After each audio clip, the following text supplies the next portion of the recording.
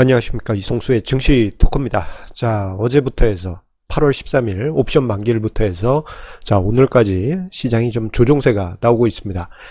자, 이 계속 상승장이 지속이 되다가 갑자기 이런 조정이 나타나다 보니 많은 개인 투자자분들이 좀 당혹스러워 하시고 힘들어 하시는 것 같습니다.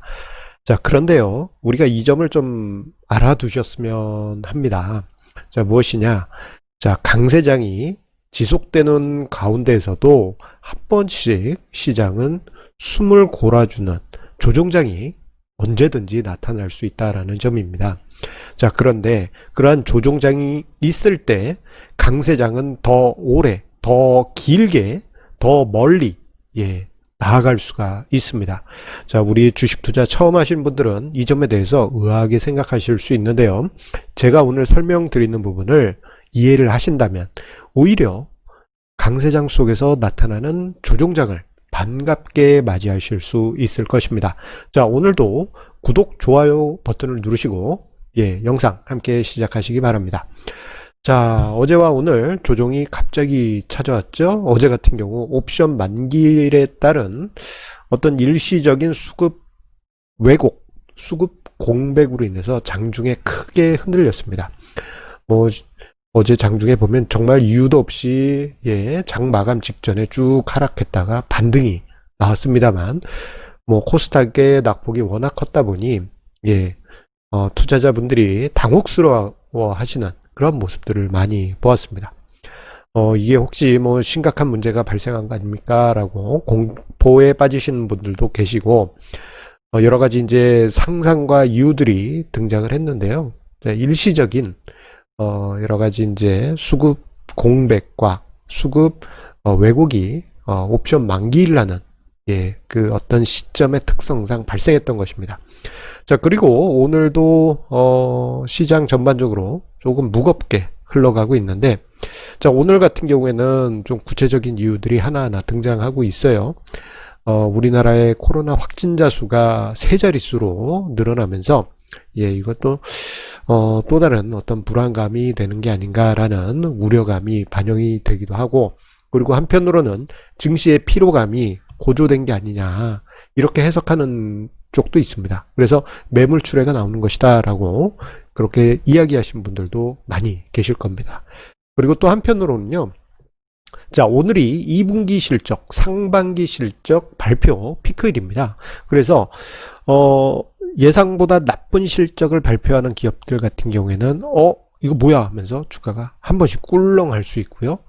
그리고 호실적을 낸 기업 같은 경우에는 이미 주가에 선반영되어 있다 보니까 재료의 노출 속에 주가가 조정을 받는 그런 모습도 동시에 나타나고 있습니다.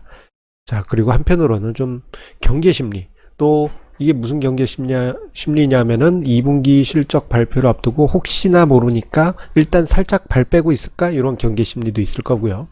또는 이제 오늘부터 월요일까지 3일간의 연휴가 이어지다 보니까 일단 좀 정리할 게 있으면 좀 정리를 하는 게 낫지 않겠느냐라는 그러한 피로감이 반영된 것으로 보여집니다. 그런데 이런 모든 것을 보게 되면요, 이게 조정다운 조정 이유는 아니에요. 좀 피로감이 많이 쌓여 있다 보니까 낙폭이 일시적으로 발생했다라고 볼 수 있습니다. 자, 그런데 이런 조정이 생각보다 그렇게 깊은 건 아닙니다. 어제 종합주가 지수는 종가 기준으로 해서 어쨌거나 올랐고, 그리고 오늘 종합주가 지수 조정폭 해봐야 1% 정도예요. 자, 그런데 우리가 이것을 보고 마음을 위축시킬 필요는 전혀 없습니다. 왜냐하면 과거에도 그랬듯이 강세장 속에서 언제든지 제법 깊은 또는 제법 긴 기간 조정 또는 가격 조정은 언제든지 찾아올 수 있기 때문입니다. 지금 화면상의 주가 차트는요, 2009년부터 해서 2011년까지 금융위기 직후부터 해서 차화정 장세 랠리 만들면서 2011년까지 강세장이 이어졌던 그 시기 때 주가 차트인데요.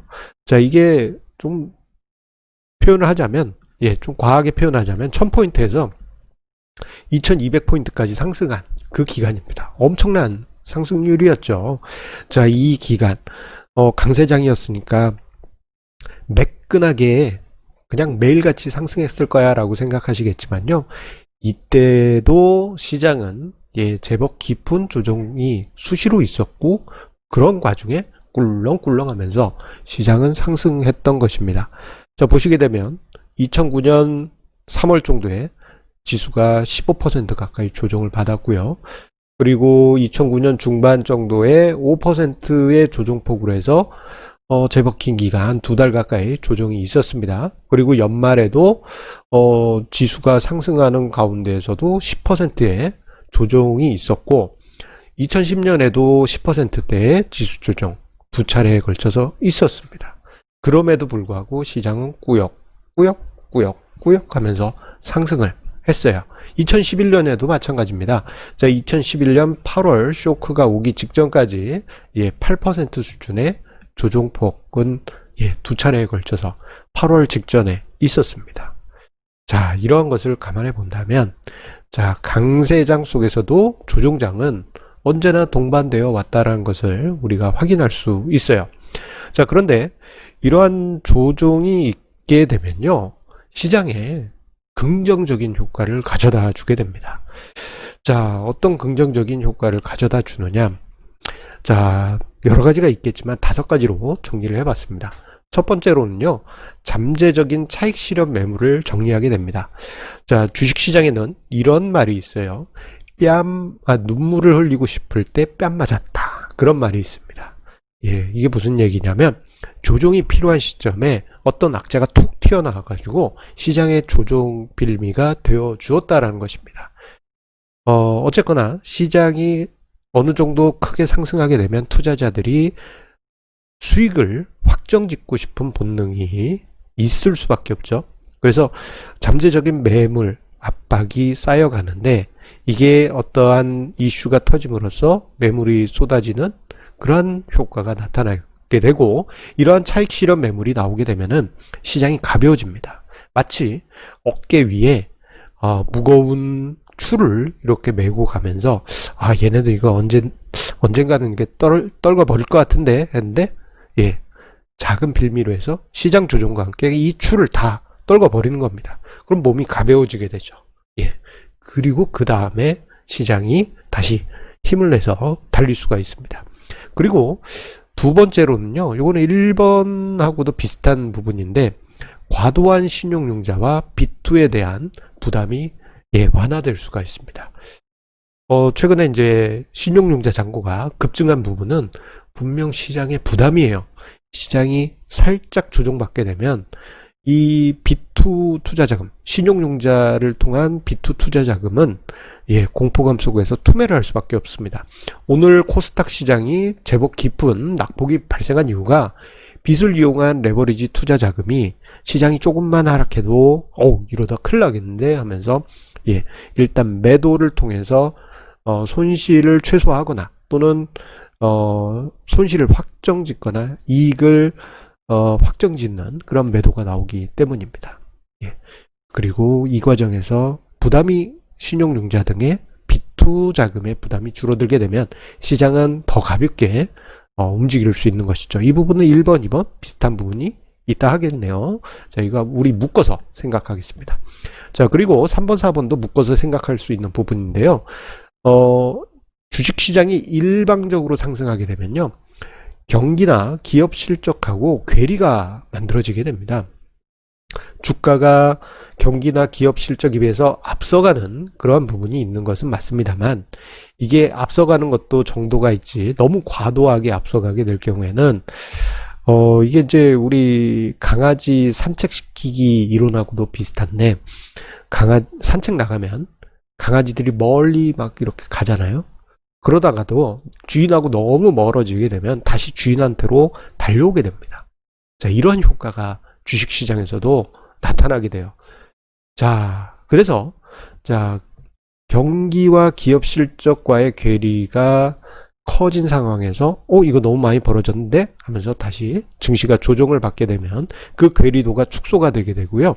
이 과정에서 경기가 회복 국면에 있는 강세장 국면으로 가는 그런 과정이라면 이 자연스럽게 시간이 지나면서 기업의 실적이 뭐 좋아지고 있네, 수출이 회복되고 있네, 뭐 해외 여러 가지 경기 지표가 좋아지네 등등과 같은 어떤 여러 가지 잠재적인 예, 기업 실적을 높일 수 있는 재료들이 등장을 하면서 여러 가지 주가 탄력을 다시 높일 수 있는 그러한 가능성이 커지게 됩니다. 더 세게 치고 올라갈 수가 있어요. 그래서 순식간에 직전 고점을 뚫고 올라가는 것이죠.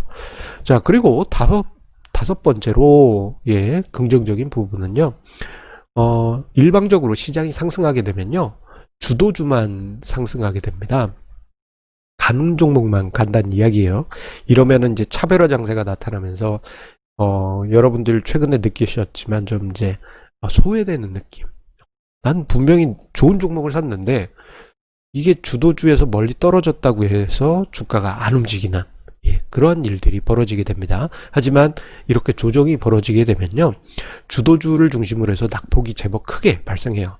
상승한 게 크다 보니까 낙폭도 큽니다. 그러면서 이 자금들이 뿔뿔이 흩어지면서 유증의 일부가 예, 다양한 종목으로 예, 자금이 확 퍼져나가게 됩니다.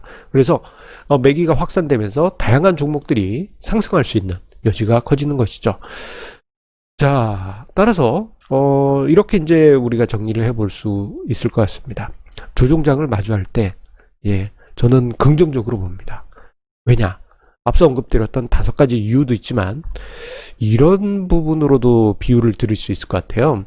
자, 만약에 우리가 마라톤을 달린다. 마라톤 42.195km 아니더라도 한 10km 마라톤 오래 달리기에 참여했다.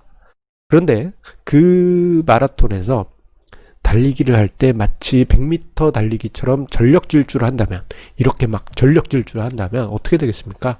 기껏해야 500m 가자마자 또는 그것도 못 가서 지쳐서 쓰러지고 말 겁니다. 하지만 페이스 조절해 가면서 뭐 만약에 내가 달리기가 좀 힘들다 그러면 걸어가면서 예 그렇게 이제 천천히 달리게 되면은 42.195km도 갈 수 있어요. 시간이 좀 오래 걸려서 그렇지. 예, 10km 충분히 갈 수 있습니다. 예. 자, 그렇기 때문에 증시도 마찬가지입니다. 급하게 달리게 되면은 정말 소수 종목만 상승하는 예 짧은 장세로 끝날 가능성이 높습니다. 재미없게 걔네들만의 잔치로 해서 끝날 가능성이 높아요. 하지만 쉬엄쉬엄 꾸준히 상승하게 되면은 상승하고 조정 나오고 상승하고 조정 나오고 이런 과정을 거치게 되면요 종목이 고르게 상승하면서 오랫동안 상승할 수가 있습니다. 이건 아주 중요한 의미가 있습니다. 무엇이냐? 개인 투자자 전체적으로 수익률을 높게 만들 수 있다라는 것입니다. 예. 그렇기 때문에 이번 조정, 뭐 조정폭이 얼마나 될지 모르겠고 조정이 뭐 기간 조정으로 갈지 어떻게 될지 모르겠습니다만 오히려 뭐 지금 시점에서는 뭐 한 번 정도 좀 쉬어가 주는 것도 예, 무리가 없지 않나 생각합니다. 더 오래, 더 멀리, 예, 그리고 더 높이 올라가기 위해서 말입니다. 자, 한 가지 공지 안내 드리도록 하겠습니다. 8월 28일 예, 저의 정기 세미나가 예정되어 있습니다. 저녁 7시에서 9시에 온라인으로 실황 방송을 하는데요. 이게 이제 그 신청자에 한해서만 참여 방법을 개별 안내를 해드리고 있습니다. 그렇기 때문에 저의 정기 세미나에 참여하고자 하시는 분들께서는요. 댓글 최상단과 영상 본문에 있는 참여 안내 링크를 꼭 참고해 주시고요. 정기 세미나 같은 경우에는 제가 증시 토크에서 다루지 않는 주제들을 가지고 증시에 대해서 투자에 대해서 이야기를 드리니 많은 관심 부탁드리겠습니다. 지난번에 우리 애청자님 중에 참여하신 분이 있는데 정말 감동을 많이 받으셔가지고 채팅창이 시끌벅적 예. 그분의 감동의 메아리가 물결쳤던 게 기억이 납니다. 자, 많은 분들의 관심 부탁드리겠습니다. 자, 항상 우리 애청자님의 구독, 좋아요, 알람 설정 해주시는 그 마음에 감사드립니다. 자, 최근에 B2를 통한 투자자들이 크게 늘었다고 합니다. 하지만 우리 애청자님은 저 상단에 있는 카드를 보셨기 때문에 무리한 뭐 B2는 하지 않으시고 합리적인 자산 배분 전략, 분산 투자하고 계시리라 생각됩니다. 좀 비투 같은 경우에는 좀 조심하실 필요가 있어요. 아무리 강세장이라고 하더라도 한 번씩 조정이 올 때, 예, 그 조정폭이 앞서서 2009년, 2011년 사례를 보여드렸지만 10% 정도의 지수 하락은 언제든지 있었어요. 1년에 몇 번씩 있었습니다. 그럴 때마다 예, 치명적인 투자 손실을 경험할 수가 있습니다. 그래서 우리 안전하게 투자하면서요, 더 오래, 그리고 더 멀리, 그리고 더 높이, 예, 투자 성과 만들어 가시기 바랍니다. 이거 무슨 올림픽 구호 같은데요. 예, 우리 아무튼 성공 투자 만들어 가시죠. 그러면 우리 연휴 15, 16, 17 보내고 다음 주 화요일에 다시 만나 뵙도록 하겠습니다. 감사합니다.